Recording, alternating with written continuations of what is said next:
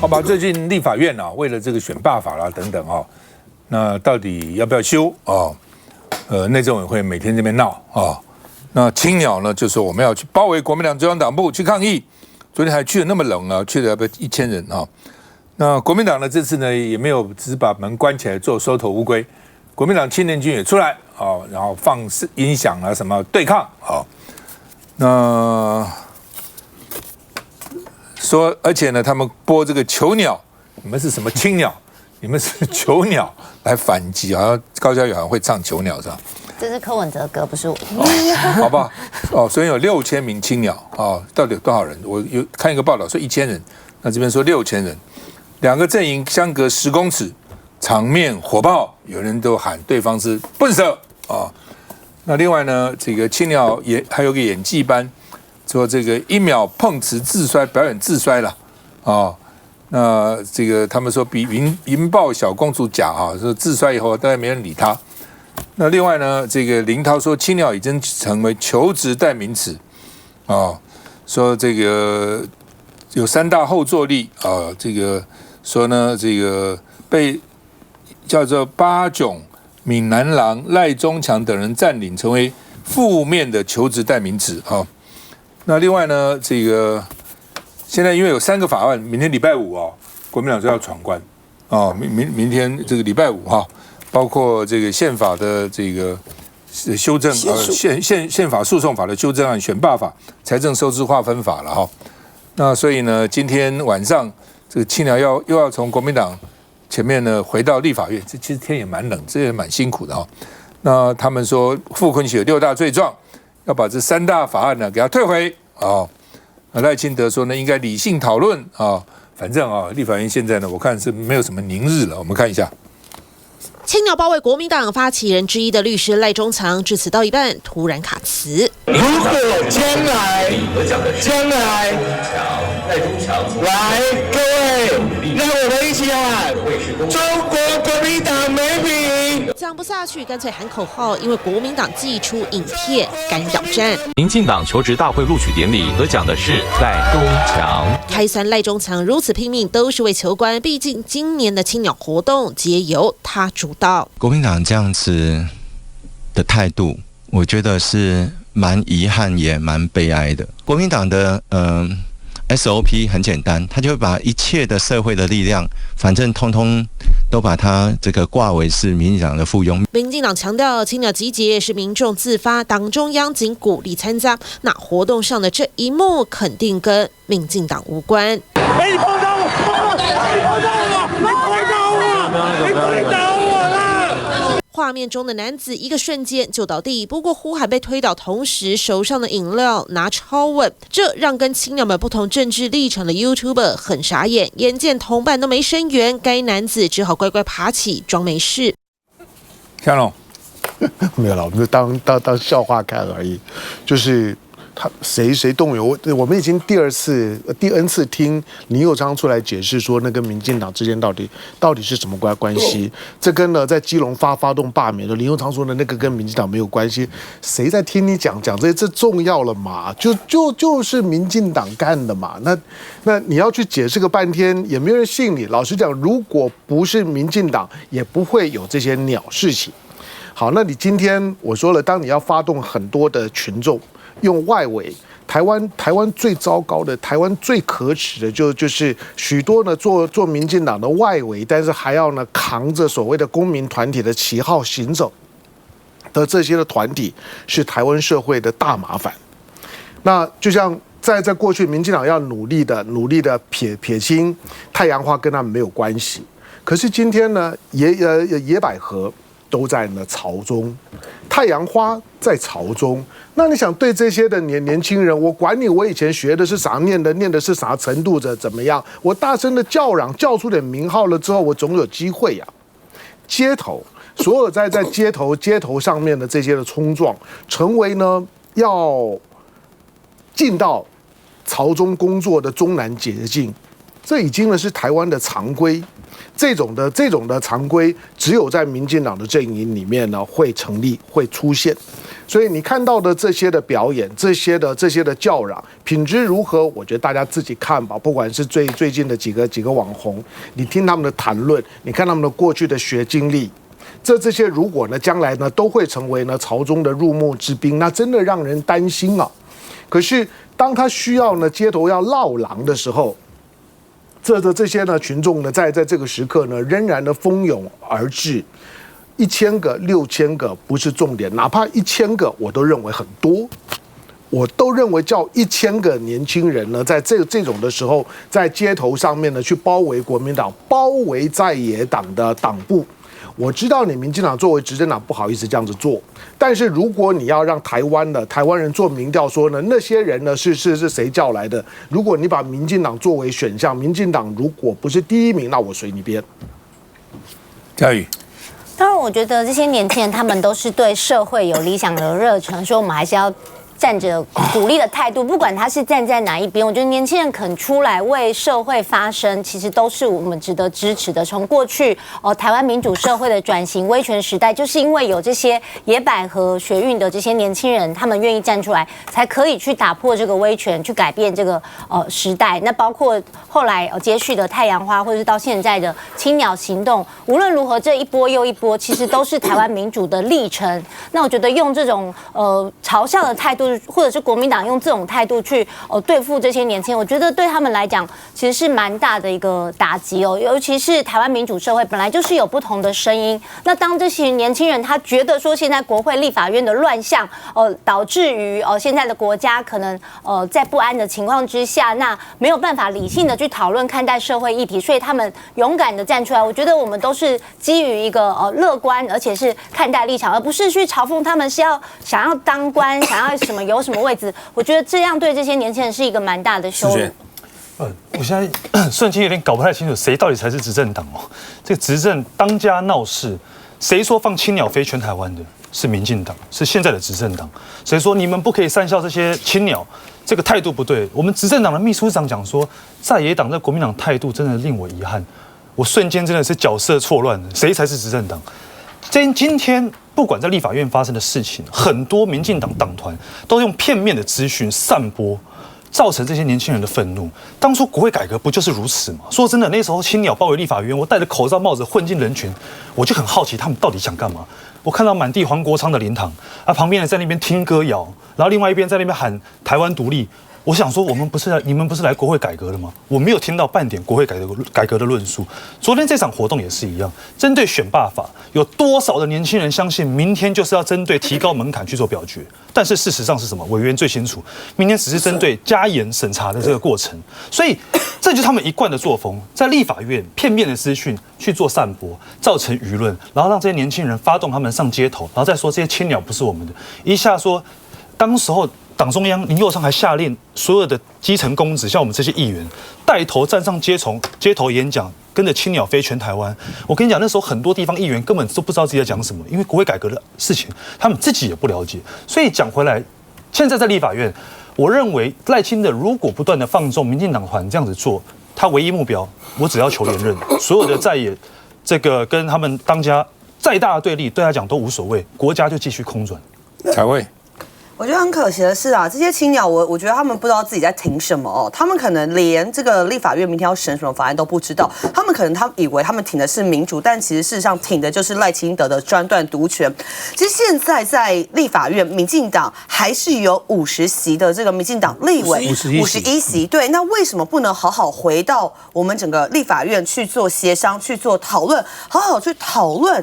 那今天选不赢，然后在立法院输不起，就绕人到国民党中央去包围党中央。我觉得这个让我想到，只有一种人会有这种的做法，其实就很像流氓的做法，就是讲不赢你，然后选不赢你，然后什么都输的时候，然后就绕人绕小弟，然后去包围你，然后现场的一些人也说不出论述来。以前在服贸的时候，可能他们都还会有一些民进党都还会给他们一些 slogan， 可是昨天你去现场看，是没有人讲讲出任何论述的。为什么不要加严？讲不出来。为什么要包围国民党？讲不出来。为什么要反对？讲不出来，通通都讲不出来。然后只会用那一种非常刺激的言语，比如说什么国民党的人啊，通通都要去抓去枪毙。哇，请问这样子的言语就代表是林右昌口中的民主吗？那如果这是林右昌口中的民主，我真的觉得非常可悲哦。纵观全世界，任何民主国家，美国、英国等等的，哪有一次是这个在执政党然后带人包围在野党？不仅是立法院，还有在野党的这个党中央，从来没有看过这样子的民主做法。事实上，我觉得今天台湾走到这样，就是民进党自己在践踏民主。休息一下再回来。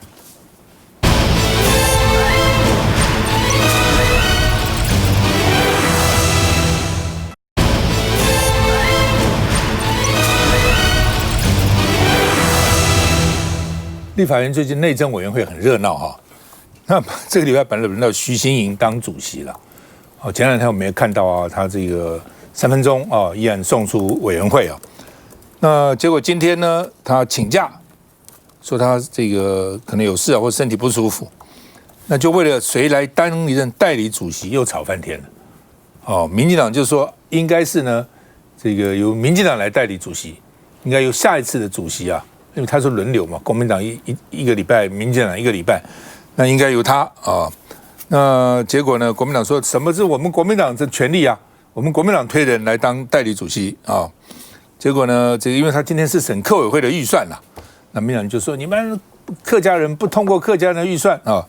那国民党呢就撂客家话，开记者会用讲客语啊，说民进党呢这个像恶霸一样啊。也有我知道，好像长庚还有一个医生就这样啊。那他觉得说这个。他是客家人，所以他看病经常用客家话看啊。那你爱来不来啊？那另外呢，这个说昨天洗头，许信颖昨天洗头，今天怎么就不见了呢？哦，所以他说客家人不审客家人说，因为许信颖是客家人嘛。哦，那王宏伟说啊，张伟不能生病吗？哦，民进党他们本来找了黄建斌来主持，这个民进党就不满啊。然后呢，这个说昨天呢，因为宣布会议延长以后呢，跑去洗头。那许信颖就说，整理仪容也是开会的一部分。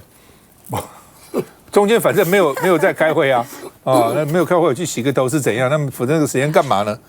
哦，那另外呢，民进党要求韩国瑜先协商选罢法把门封起来的案子，说这个争议如果没有解，就不应该其他就不要协商了，啊，把这解决再说了。啊，卓荣泰说。国会冲突不能继续啊，那但是冲突经常是民进党引起来的。那柯建铭要韩国瑜中立，韩国瑜说我很中立，快要搬到中立去了。看一下。内政委员会审预算到了开会时间，召委徐新颖突然神隐。人员，我们很奇怪，您是徐新颖吗？看起来长得很不像。进来宣布开会的怎么不是徐新颖？绿营见到黄建斌屁股坐上主席台，蓝绿战火一触即发。徐新颖喜欢跟黄建斌啊，请问您哪位？怎么可以代表坐在那里？黄建斌先是尬笑，又被绿营立委团团包围，被疯狂质问。徐新颖人内。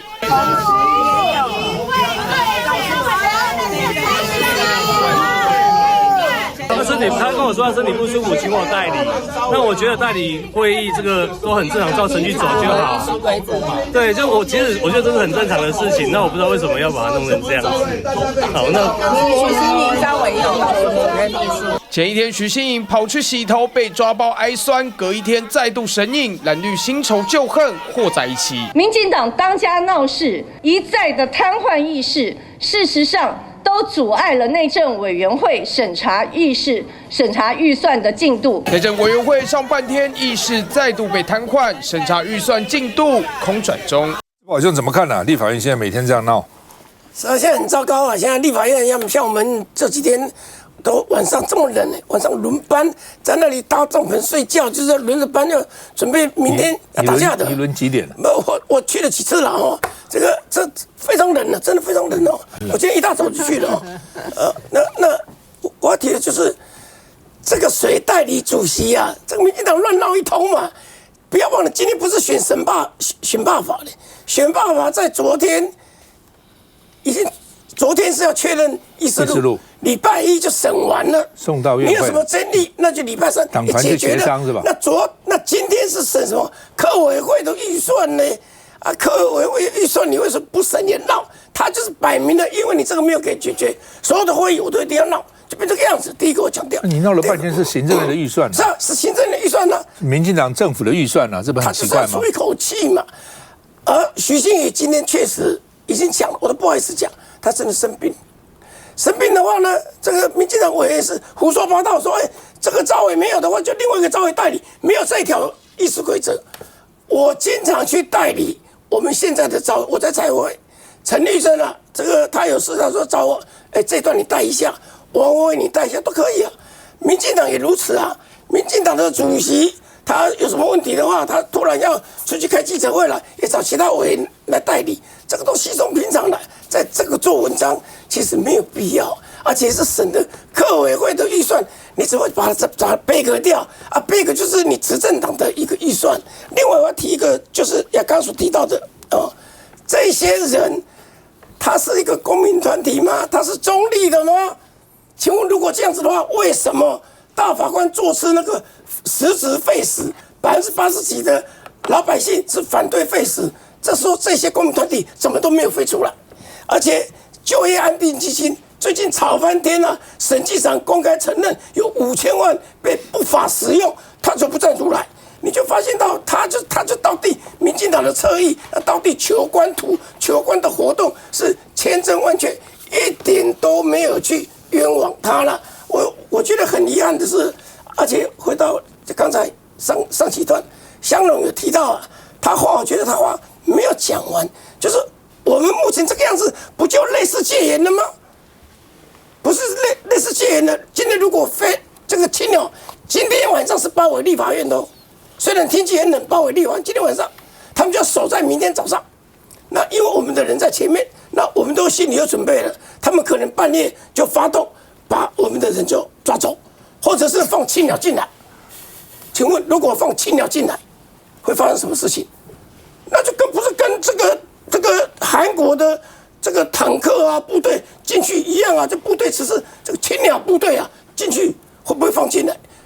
有这么一说，当初国会改革的时候，好几次那时候青鸟真的人很多，好几次要放他们进来，那是美国出面说不可以。我听到的讲法是这个样子，否则就是进来了就整个就要把你整个 block 掉啊，是这样子啊。这个东西是很紧张的，现在立法院很紧张的。今天晚上他们就在围立法院，那就一直包围到明天早上就开始大冲突。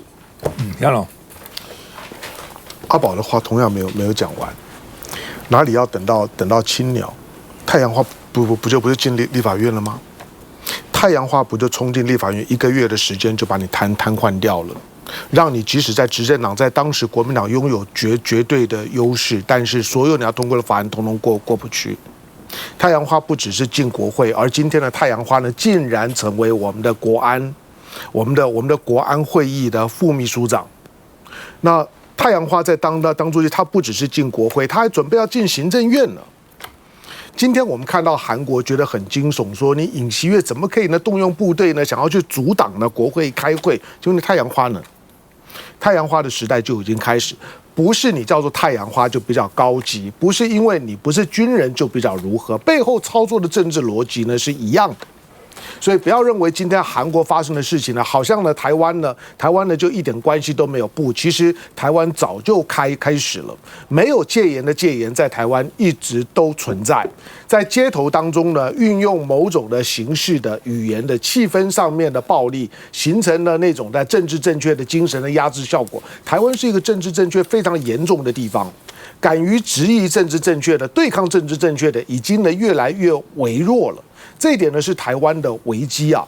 这些的法案的内容，大家就事论事谈。民进党呢在国会里面居多数的时候呢，哪里需要动员到青鸟，我直接打就好了。前几年的时间呢，不都是直接在立法院里面用干的、用推的？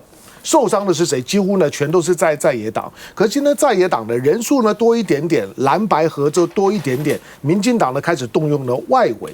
如果这种的风气继续下去的话，台湾的政治有什么好讨论的？像蓝轩。我是觉得现在的这个立法院真的是乱糟糟了，那可不可能像刚才呢这个宝哥讲到说呢，真的像太阳花一样再进去？大家不要忘记，太阳花的时候呢，执政的是国民党，所以呢这些太阳花呢霸占了国会之后的话呢，进一步呢去霸占了行政院。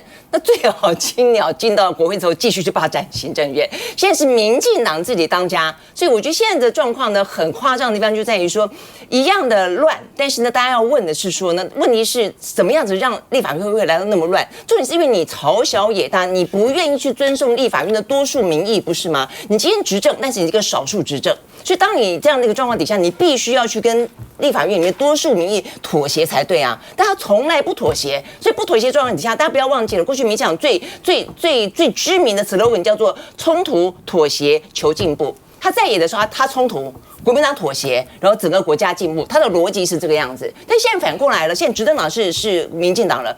在野党冲突有什么不对？那国民党冲突啊，那然后呢？民进党有妥协吗？民进党从来不妥协，那所以呢，那国家就不进步咯。照他的逻辑就是这个样子嘛。你会发现说，他的逻辑就很荒谬，就所有的事情呢，千错万错，只要他在野的时候呢，都是执政党错；但是他执政的时候呢，千错万错都是在野党的错。所以我觉得到目前为止，坦白说了如果说刚才像这个赖委员说到有这样的风声说呢，他们事实上是要让青鸟进来的话。我是比较乐观的期待，是大家的眼睛是比较雪亮的，是因为现在的执政党的少数执政已经到了有点荒腔走板的程度了。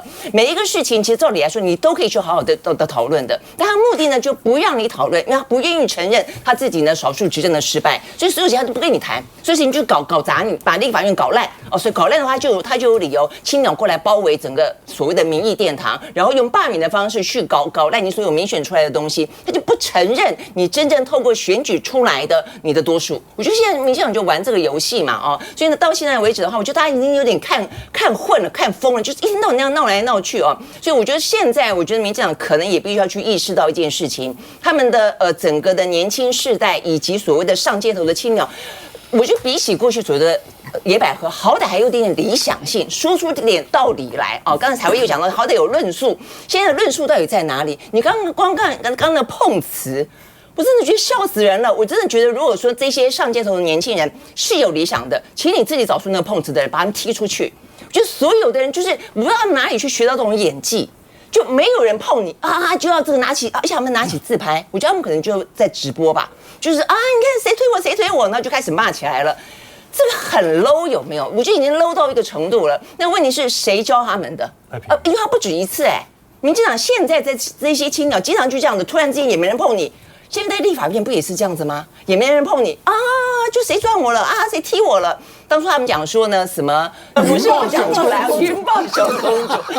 也是真的很夸张。我觉得大家如果真的有兴趣的话，因为台湾的政治实在是有点太紧绷了轻松一点，你上网去看一下，你就真的觉得台湾的政治闹笑话。我真的讲闹笑话。所以这些年轻人，如果说如刚才嘉瑜所说的，像一样是有理想、有抱负的年轻人，请你把这些不是属于你们有理念的人，通通踢出去。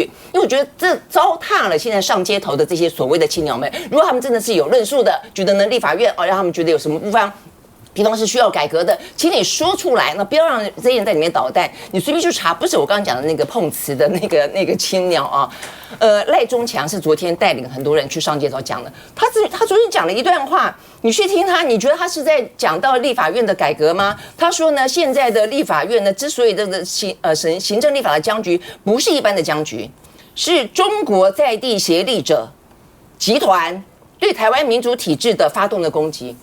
那你跟你10月讲戒严不是一模一样吗？什么现在在立法院里面的人都是中国在地协力者所以所有的立法员只要不是执政党都是这个中国在地协力者，有这种讨论方式的吗？所以我觉得现在的立法院是真的很乱。那但是大家很可能会觉得说，因为很乱你就各打50大板，我觉得不是这个样子的。其实你执政党，你当家你要不闹事才对，而且你所谓的冲突妥协求进步，你什么时候妥协了？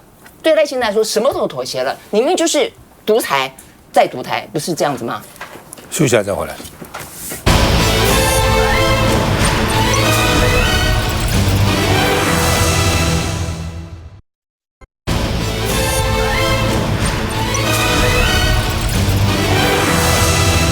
好，北检办这个金华城案，今天又提讯了柯文哲，说他挺起胸膛，大步迈进北检。不过我看到这样好像没什么挺起胸膛，那到底怎么看的？不知道他怎么看了，记者怎么看了，或是他有一段时间是挺起胸膛，对，只是拍照没拍到啊。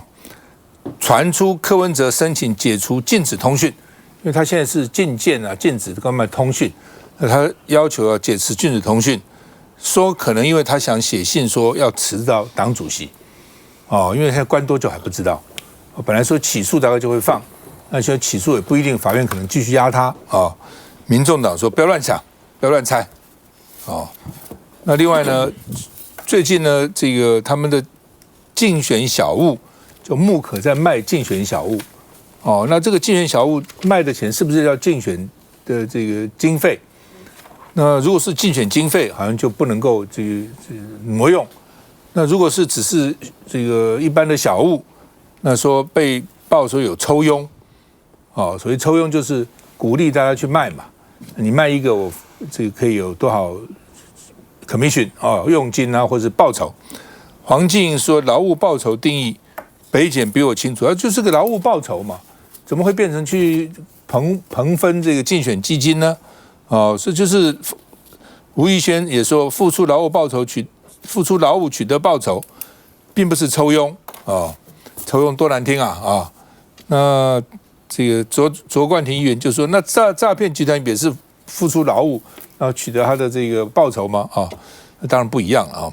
那另外呢，民进党4个人被控。用折扣码抽佣，吴子嘉就警告8个立委说，白营党团准备团灭了，小心呢，要把你们都给灭了啊！那另外呢，他现在等于发言权呐，黄敬莹啊，什么吴怡轩呐，然后这个反正这个他的这个发言人啊等等党团的这个什么主任啊都被约谈就曾经是发言人被约谈，所以呢。他党内就要拱黄国昌出来，至少当个副主席嘛，否则的话主席不见了，其他到底这个全龙无首啊，那都怎么办呢？来，这个我们看这个世轩你怎么说？我怎么说？当时你知道他那个抽佣到底怎么回事？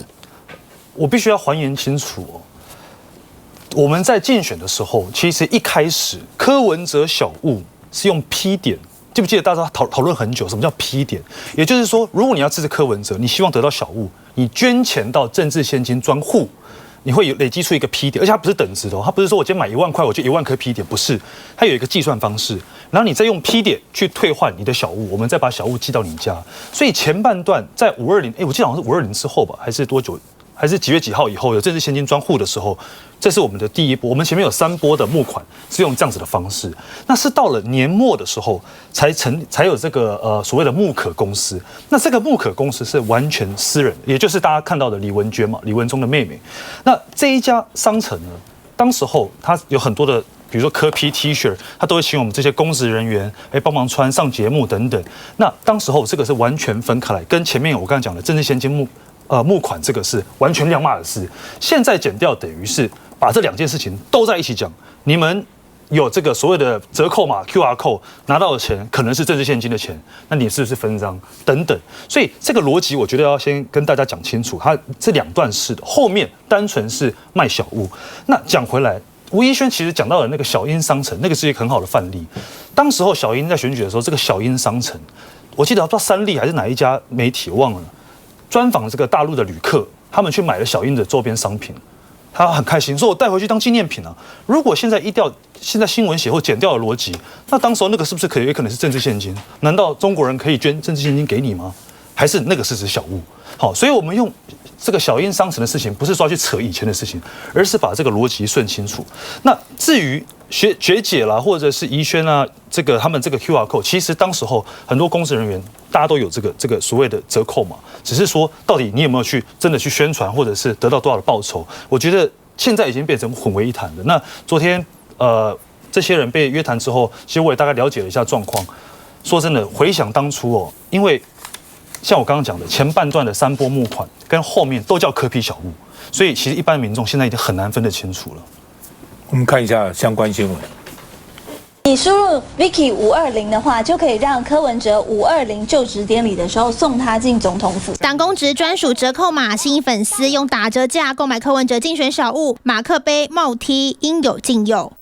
除了 KPTV 直播喊话，脸书也宣传折扣码，但像这样的带货文却传出，恐怕让他们从证人转列被告。检调持续侦办柯文哲政治现金案，发现民众党利用网红带货的销售手法，吸引选民捐赠政治现金，再用折扣码发放竞选小物，进而从中抽佣分润，而抽佣金额疑似就来自政治现金。这个竞选的小物就是纯粹的商品贩卖的行为，它并不是政治现金。这个劳务报酬根本就不是他们所谓的抽佣或者是带货的这个什么网红带货，我们也不是网红，为什么要刻意入人于罪，把我们抹成说好像是帮忙行销这些东西是为了这些佣金？不满被抹黑成抽佣，说自己前一天已经和检调说明清楚，但绿营就质疑根本混淆视听。问题是，当民众买木可小物时，不就是柯文哲在竞选总统期间吗？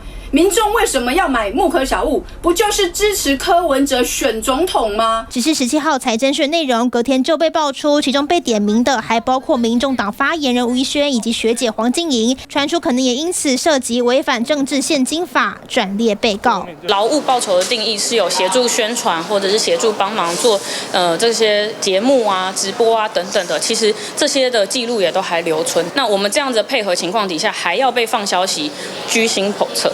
木可公司制造的商品不代表全部都是柯文哲竞选办公室的募款小物。就算木可公司已经停止营运，民众党也撇清和木可关系，但只要说到柯文哲政治现金，依旧牵扯不清。志轩，你要补充？对，我补充一下。那很多人可能会有疑问啊，那你卖的这个商品跟政治现金没有关系的话，你为什么要让他们这样子卖？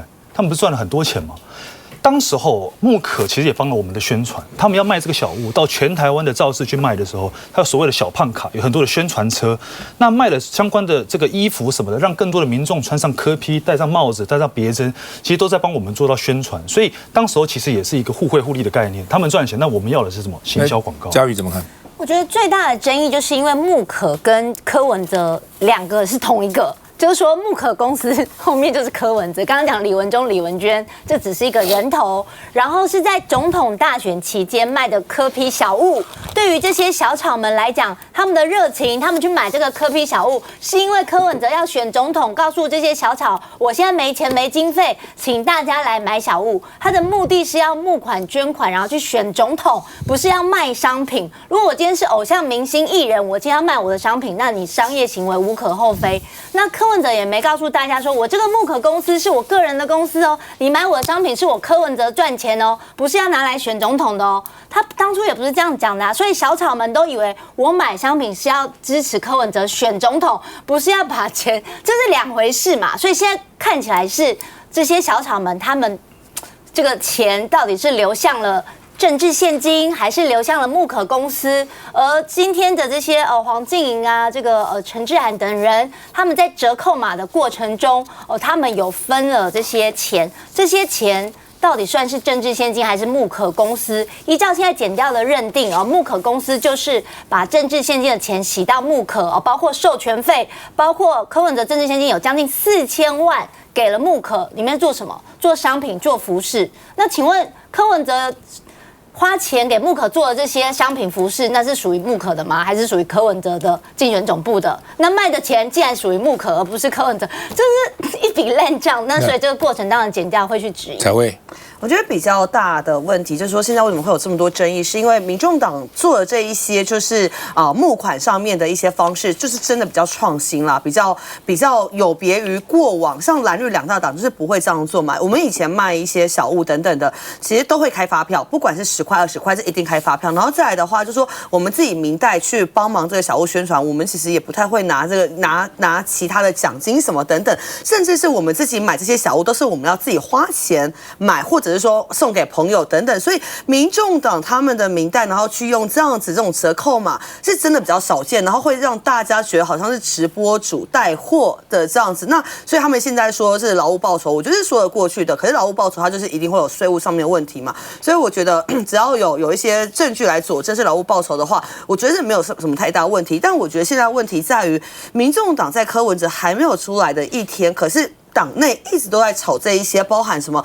抽佣啊，然后包含党主席是谁啊。但是民众党的人自己有没有想过，有没有要在后柯文哲时代想过这个政党的永续发展？我觉得现在民众党的是没有想过的。现在柯文哲传出来有可能要请辞，我觉得反而是给民众党，不管是民代或者是民众党党务人士一个很好的一个转捩点了。好好去想一下，民众党如果没有柯文哲，以及接下来柯文哲真的请辞的话，那这个政党要如何好好的运作经营下去？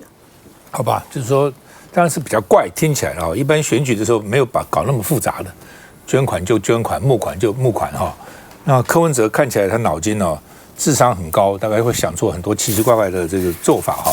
那现在到底那算是竞选就是物品、商品，还是竞选经费的一部分？差别就在这个地方。休息一下再回来。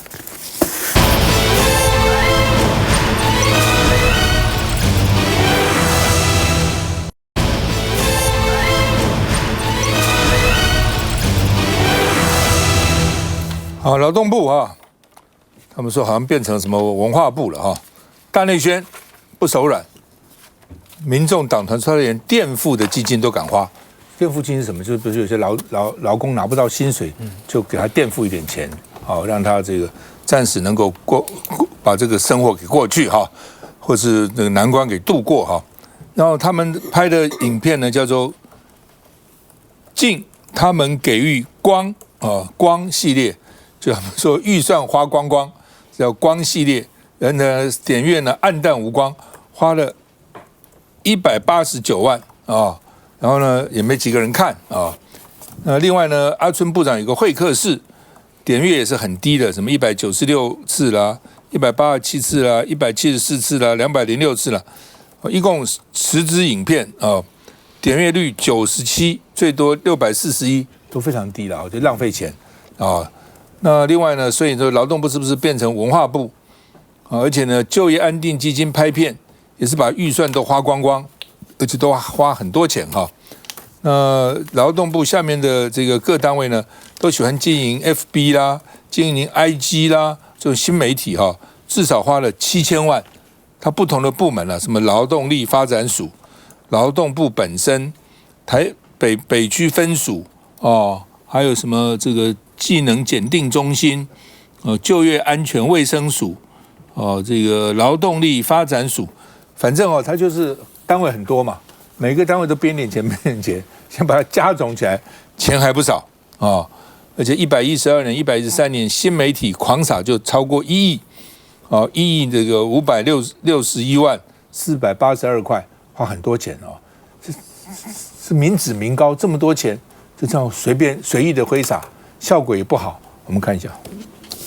2023年第4季劳动及就业政策宣导影片，委托三立电视花了将近200万拍了一支片，这片在哪里？没有宣传，没有效益，没有托播对象，请问这个片到底在哪里啊？钱是这样花的劳动部讲清楚啊！看起来所有的片子其实不是在表扬劳工是在表扬许明春浪费了这么多钱在 promote 许明春结果点阅惨不忍睹，可以说是票房毒药。但是看这个惨不忍睹的点阅率我相信每一位劳工心里都在淌血。要给劳工的钱是被我们劳动部部长这样子花的，好吧？这个5亿劳动节他表扬劳工活动，也是经费年年高而且呢，奇怪呢，都是随包去了，几乎都是同一家2024年，今年是三立，这就是豪尔斯到底是豪尔斯干嘛？为什么都是他呢？到底是不是有没有限制性招标呢？还是那评审委员等等就是独厚他呢？所以呢，民众党就呛陈菊应该请辞监察院长，这些都是你的人马嘛。连垫偿基金，我刚讲劳工拿不到钱，垫付这种基金都敢这个滥用那因为他现在就业安定基金被立法院搁置嘛，所以部长说中高龄就业的重要支持你不能给我们这个预算把我们冻结志宝兄到底怎样？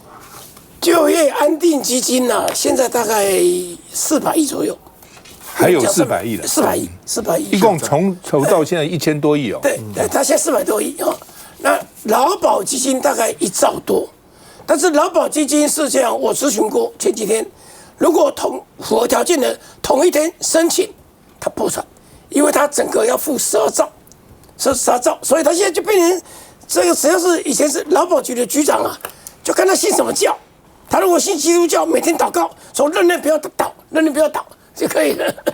那其他佛教可能念经，然后不要倒，不要倒。因为你怎么算就是不够嘛，就会倒了啊！你注意看哦，这几年政府每年拨补，结果何佩珊讲了一个金句啊，他说拨补也是年改之一，所以军公教就很不服气啊，说把我们砍了2700多亿，结果劳保这几年给他补了2700。然后加一加明年还有的3800亿。问题是劳保有1000多万人啊，是这民进党政府怎么敢得罪的？就在这里嘛，说那你要，而且最吐血，军公教最吐血是，他把它砍了之后，只不过让军公教多延长5年。如果说你可以一辈子延长个20年、30年，那大家还可能说，还可以。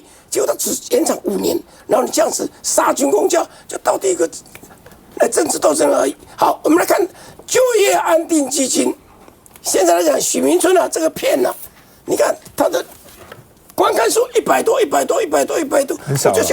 我就想到早上啊6点多的时候，我们几个立委在那个议场那里守着看着，有柯志恩立委，有这个陈清辉主持，然后呢，另外一个王玉明，我们4个，陈清辉说，你看我这样子哦，就面对这样子。浏览量600多，大概几分钟的时间，不用花钱，600多，不用花钱，底下一堆的浏览，哇，年轻人很多啊，他这个弄老半天，你看，他这个动辄都是几十万上百万的，100多。那嘉宇怎么看？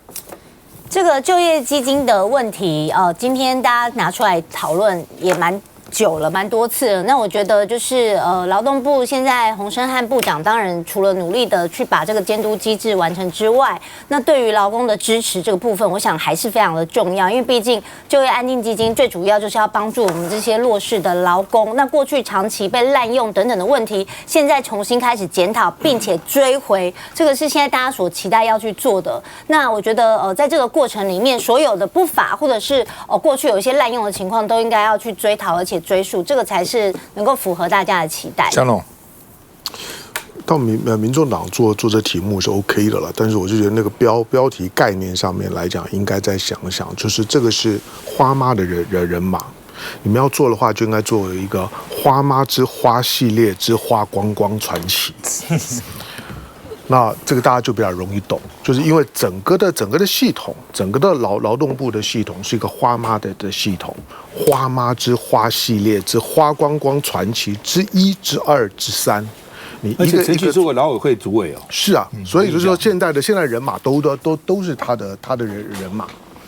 好，那劳委会的腐化，劳委会是腐化，是堕落，是觉得呢，因为是一个封闭系统，坦白讲。不要说民众党，国民党在劳委会里面是没有影响力的，长时间那个是民进党的主场。当民进党可以很肉麻讲说劳工是我心里最柔软的那一块，你还是要佩服他，因为这种话你国民党讲不出来，讲出来的时候大家会觉得不真实。但民进党讲蔡英文讲的时候，我觉得还能够沾得上一点点边。但是回头，我们不管说谁的主场，因为就不是你的主场，你就必须要呢，在一个国家体制的角度来讲，让这个国家体制有可运作的透明度，这个是呢在野党一定要做的。我说你现在在这次的这个事件里面，让我们发现呢，劳动部里面不是小金库，是大金库。这些的大金库本身呢，在过去没有人呢可以看得到。因为长时间的劳动部，民进党的赖清德在这做完4年，已经12年了。12年的时间呢，是没有人呢可以去检视呢那些钱呢是怎么用的。所以在之前呢，我曾经提到过的，但是我希望我再提一次，就是面对到所有政府部门里面类似呢，就是呢这是就业安定基金的这种的非盈利基金，它是呢不进到立法院的，阿宝是看不见的。阿宝根本不知道他们是钱怎么用的，他根本就不理你。因此，你国会对于这么大一个400亿前后后1000多亿的钱，到底每年怎么用，你不知道。他有管理委员会，可是管理委员会里面呢，他在挑委员的时候，你在野党根本就进不来。所以在野党也没有办法呢去了解他每3个月装模作样开的这样子一个委员会到底有没有实际上看账。你从洪申翰他们就洪申翰是委员呢，但是你就知道他根本就不知道里面呢发生什么事。我假定他不知道了，如果知道的话就更糟糕了。所以就业安定基金本身呢，在管理的时候呢，那个管理委员会的组成一定要呢全部重新检讨。第二个，就业安定基金虽然不送立法院，但是呢，应该要求就业安定基金在立法的时候就要求它公开上网。每一年我要看你负担据摆在网络上面，让每一个劳工呢都可以进去看到我的钱是怎么用的。类似这种的花费或许可以少一点。不是，现在政府里面就是类似这种基金很多了，很多了，小金库，对不对？太可怕了，你这个立法院根本管不到了。来，采薇。劳动部都一直说，这个就业安定基金呢是有外部的监督机制。问题是呢，外部的监督机制到底是什么？其实对，没有骗人的。然后事实上，我不懂为什么洪申翰今天还敢说这个就业安定基金是用中高龄的什么重要支持，可是证据都摆在眼前啊！就业安定基金你们拿去干嘛？办演唱会，然后装修办公室，然后去买3节礼品还不当使用，然后等等的这一些都是证据。所以我觉得不仅是要追回款项，是要追究这些官员。对，我觉得什么叫禁卵，这个就叫禁卵嘛，就是独享的肥肉，大家分而食之。你就看到呢，这个局系也好，新潮流系也好，总而言之，他们呢不管是自己做个人秀，然后呢图利，不晓得他是谁。这些人刚才赵燕念到了，很多都是跟民进党来说长期以来的伙伴关系，不是吗？那问题是这些东西，这些本来就应该放在劳工身上的，现在成为这样的一个随便他去宰割这个肥肉。重点在于说，现在有在追啊，问题是你爆料到哪里，他追到哪里，有这种道理吗？有这种道理吗？现在追3亿，那又说追5000万，那其他的部分没问题吗？世轩，我们这个记者会要凸显的是民进党的没有良心啊！劳工是你心头最软的一块肉，结果你的就安基金开演唱会，垫付基金你拿来花100万拍影片买网军，我觉得这个绝对不是全民可以接受。现在预算在立法院被搁置，我就等着看他们未来会说啊，在野党怎么样挡这个。